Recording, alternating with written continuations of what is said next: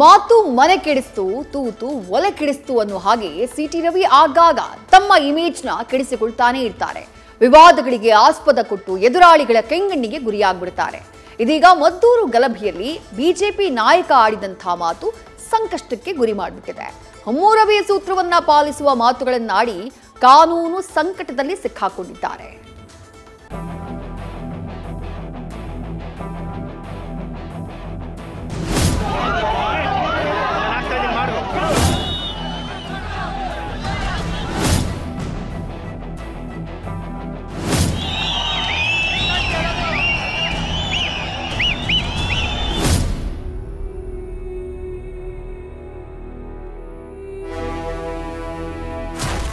ಅಣ್ಣ ಅಂದ್ರೆ ತಲೆ ತೆಗಿಸ್ತೀವಿ, ನಮಗೆ ತೊಡೆ ತಟ್ಟಿ ಸವಾಲ್ ಹಾಕಿದ್ರೆ ತೊಡೆ ಮುರಿಯೋಕ್ಕೂ ಬಂತು, ತೊಡೆನೂ ಮುರಿತೀವಿ, ತಲೆನೂ ತೆಗಿತವೆ.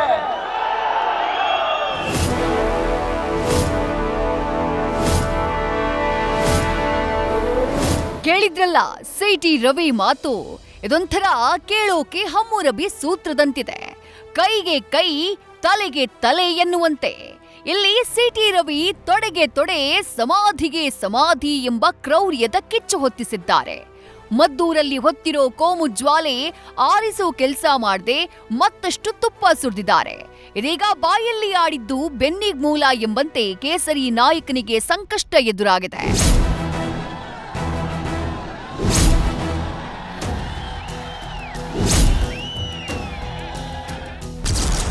ಪ್ರಚೋದನಾಕಾರಿ ಭಾಷಣ, ಸಿಟಿ ರವಿ ವಿರುದ್ಧ ಎಫ್ಐಆರ್. ಸುಮೋಟೋ ಕೇಸ್ ದಾಖಲಿಸಿಕೊಂಡ ಪೊಲೀಸರು.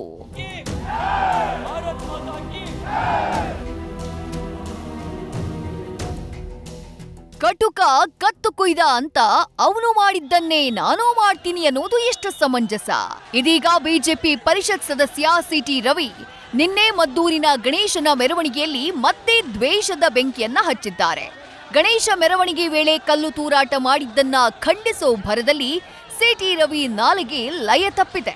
ನಿನ್ನೆ ಗಣೇಶ ಮೆರವಣಿಗೆಯ ವೇಳೆ ತೊಡೆಗೆ ತೊಡೆ, ತಲೆಗೆ ತಲೆ, ಸಮಾಧಿಗೆ ಸಮಾಧಿ ಎಂಬ ಮಾತನ್ನ ಆಡಿದ ಸಿಟಿ ರವಿ ವಿರುದ್ಧ ಎಫ್ಐಆರ್ ದಾಖಲಾಗಿದೆ.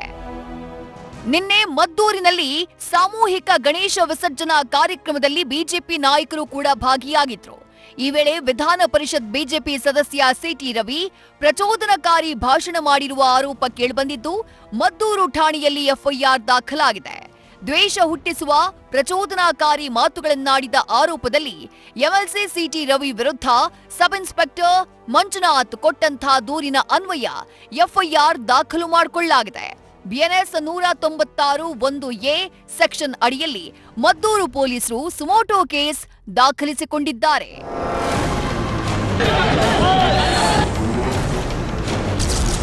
ಹದಿನಾಲ್ಕು ವರ್ಷದಿಂದ ಕೇಸ್ ಹಾಕ್ತಿದ್ದಾರೆ.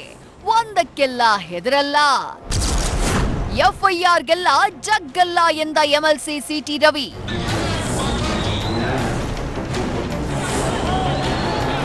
ಮದ್ದೂರು ಪೊಲೀಸರು ಹಾಕಿರುವಂತಹ ಎಫ್ಐಆರ್ಗೆ ಸಿಟಿ ರವಿ ಜಗ್ಗಲ್ಲ ಎಂಬಂತೆ ಮಾತನಾಡಿದ್ದಾರೆ. 14 ವರ್ಷಗಳಿಂದ ಕೇಸ್ ಹಾಕ್ತಾನೆ ಇದ್ದಾರೆ. ಈಗ ಒಂದು ಕೇಸ್ಗೆ ನಾನು ಹೆದರೋದಿಲ್ಲ ಎಂಬ ಮಾತು ಹೇಳಿದ್ದಾರೆ. ಕಲ್ ಹೊಡೆದ್ರೆ ಸಹಿಸ್ಕೋಬೇಕಾ, ಹೋಗಿದ್ರೆ ಸಹಿಸ್ಕೋಬೇಕಾ ಅಂತ ಹೇಳಿ ಮರು ಪ್ರಶ್ನೆ ಮಾಡಿದ್ದಾರೆ. ಕೇಸಿಗೆ ನಾನೇನು ಹೆದರೋದಿಲ್ಲ. ಕೇಸ್ ಮೊದಲನೇದು ಅಲ್ಲ. ನಾನು 14ನೇ ವಯಸ್ಸಿದ್ದಾಗಲೇ ಕೇಸ್ ಹಾಕಿದ್ದಾರೆ.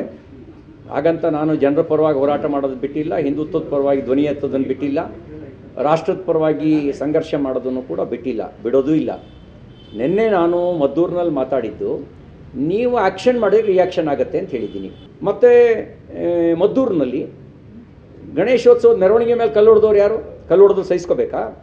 ಪಾಕಿಸ್ತಾನ ಜಿಂದಾಬಾದ್ ಅಂತ ಕೂಗಿರು ಸಹಿಸ್ಕೋಬೇಕಾ? ಗಣೇಶನ ವಿಗ್ರಹದ ಮೇಲೆ ಉಗಿದ್ರೆ ಸಹಿಸ್ಕೋಬೇಕಾ? ಎಷ್ಟು ದಿನ ಸಹಿಸ್ಕೊಳಕ್ಕಾಗತ್ತೆ? ನೀವು ಸಹಿಸ್ಕೋತೀರಾ?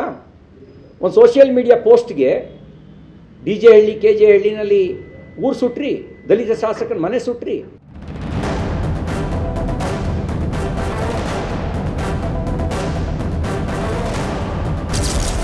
ದ್ವೇಷ ಭಾಷಣ ಮಾಡಿದ್ದಕ್ಕೆ ಎಫ್ಐಆರ್, ಪರಂ ಪ್ರತಿಕ್ರಿಯೆ. ಅವರ ಭಾಷೆ, ನಡತೆ ಜಗಜ್ಜಾಹೀರಾಗಿದೆ. ಡಿಸಿಎಂ ಖಂಡನೆ. ಸಿಟಿ ರವಿ ಆಡಿರುವಂತಹ ಪ್ರಚೋದನಕಾರಿ ಭಾಷಣವನ್ನ ಕಾಂಗ್ರೆಸ್ ನಾಯಕರು ಖಂಡಿಸಿದ್ದಾರೆ. ದ್ವೇಷ ಭಾಷಣ ಮಾಡಿದ್ದಕ್ಕೆ ಸಿಟಿ ರವಿ ವಿರುದ್ಧ ಎಫ್ಐಆರ್ ಆಗಿದೆ. ಪೊಲೀಸರು ಕ್ರಮ ಕೈಗೊಳ್ತಾರೆ ಅಂತ ಗೃಹ ಸಚಿವ ಡಾಕ್ಟರ್ ಜಿ ಪರಮೇಶ್ವರ್ ಹೇಳಿದ್ದಾರೆ. ಇತ್ತ ಅವರ ಮಾತು, ಭಾಷೆ, ನಡತೆ ಏನು ಅಂತ ಜಗಜ್ಜಾಹೀರಾಗಿದೆ ಅಂತ ಡಿಸಿಎಂ ಡಿಕೆ ಶಿವಕುಮಾರ್ ಕಿಡಿಕಾರಿದ್ದಾರೆ. ಅವರೇನೋ ದ್ವೇಷ ಭಾಷಣ ಮಾಡಿದ್ದಾರೆ ಅಂತ ಹೇಳಿ ಅವರು ಎಫ್ಐಆರ್ ಮಾಡಿದ್ದಾರೆ. ಅದು ಮುಂದೆ ಏನು ಕ್ರಮ ತಗೋಬೇಕು ಅವ್ರು ತಗೊಳ್ತಾರೆ. ನೆಕ್ಸ್ಟ್ ಡೇ ಏನು ಈ ಪ್ರೊಟೆಸ್ಟ್ನಲ್ಲಿ ಮಾಡಿದಂಥವ್ರು ಅವರೇನೇನು ಮಾಡಿದರು ಅದೆಲ್ಲ ಕೂಡ ಕ್ಯಾಪ್ಚರ್ ಮಾಡಿದ್ದಾರೆ ವಿಡಿಯೋಗ್ರಾಫ್ಸು. ಅದರಲ್ಲಿ ಕೂಡ ಅವರು ಯಾರ್ಯಾರು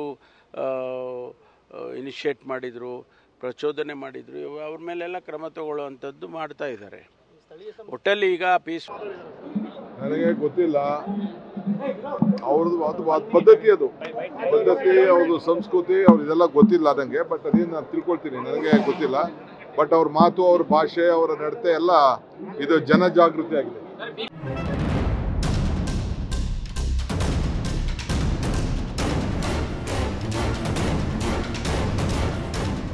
ತಪ್ಪನ್ನ ಖಂಡಿಸಬೇಕು, ಖಂಡಿಸೋ ಭರದಲ್ಲೇ ಅದೇ ತಪ್ಪನ್ನ ಮಾಡಬಾರ್ದು. ಆದ್ರೆ ಸಿಟಿ ರವಿಗೆ ಇದು ಅರ್ಥವಾದಂತೆ ಕಾಣಿಸ್ತಿಲ್ಲ. ಪದೇ ಪದೇ ಹಿಡಿತವಿಲ್ಲದ ಮಾತುಗಳನ್ನ ಆಡಿ ಸಂಕಷ್ಟ ಮೈ ಮೇಲೆ ಹೇಳ್ಕೊಳ್ತಿದ್ದಾರೆ. ಇದೀಗ ಎಫ್ಐಆರ್ ದಾಖಲಾಗಿದ್ದು ಪೊಲೀಸರು ಏನು ಕ್ರಮ ಕೈಗೊಳ್ತಾರೆ? Let's wait and watch. Nandish, news first, Mandya. News first ನಿರ್ಭೀತಿಯಿಂದ ನಿಮ್ಮ ಪರವಾಗಿ.